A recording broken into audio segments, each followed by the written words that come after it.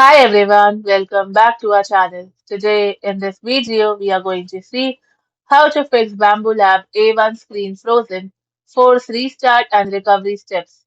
Fix 1. Restart the printer. Turn off the printer using the power switch, then wait for 30 seconds. Now turn it back on and check if the touchscreen responds. Fix 2. Update the firmware. If the screen is partially responsive, connect the printer to Wi-Fi.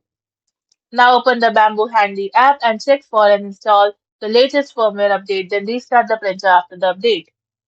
Fix 3. Reseat the display cable. Turn off and unplug the printer, then remove the display assembly following the official instructions.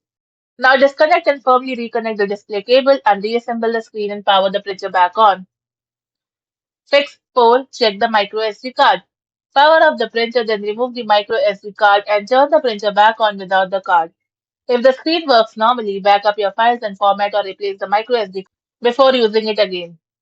6. 5.